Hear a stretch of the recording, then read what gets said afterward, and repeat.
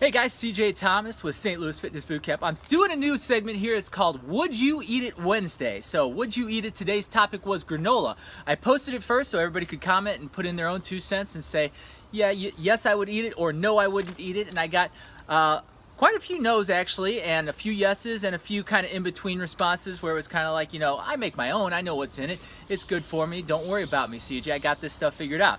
So let's dig in a little bit. I want to approach this in a couple different ways. So let's approach the packaged version first, okay? The packaged version, let's take Kellogg's low-fat granola, for instance, okay? Kellogg's, Special K, this is the brand that people think is healthy, and granola, they usually think they're doing themselves a service as well. Most people know that you want to get away from the sugary cereals, and you probably want to go to the other side of the aisle, get yourself a healthy granola like an adult should, right? Well, not necessarily, okay? So that stuff on that side of the shelf still has a ton of sugar in it, okay? You look through the ingredients on that Kellogg's granola, it's got 4 different kinds of sugars in it and probably a couple other ingredients and synthetic vitamins that you don't want to have anything to do with, okay?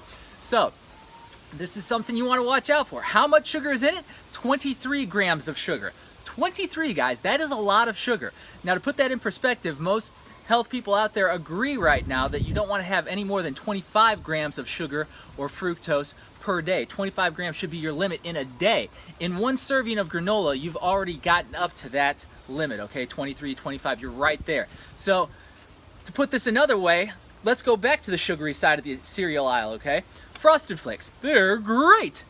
You know they're not great. You know they're full of sugar. You know that's what the frosted part of Frosted Flakes is. It's the sugary coating on the outside. So that one's a no-brainer, right? But it's the same amount of sugar. If you look at the serving size and you compare them side by side, granola and Frosted Flakes, same amount of sugar. So this is where people can get caught up, I think. This can be a stumbling block for a lot of people.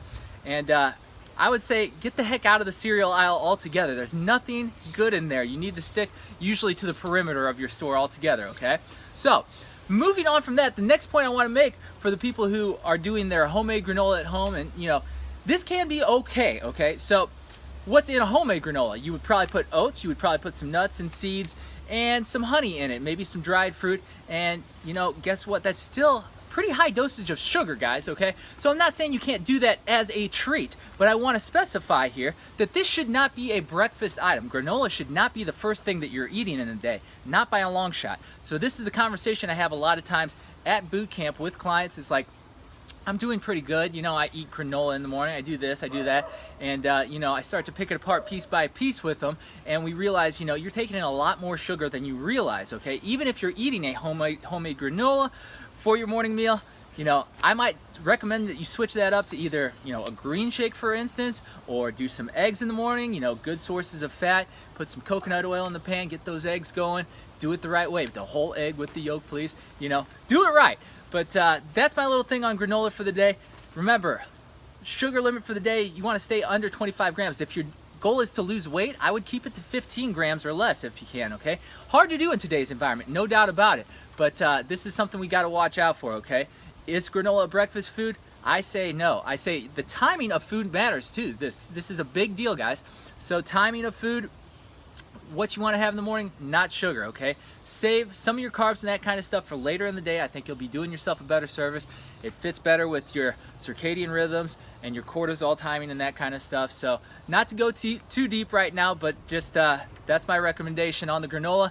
Stay away in the morning. If you're doing a good source of the other stuff, if you're making your own, save it for a little later in the day. Keep it in small proportions and keep it in perspective. It's not a health food.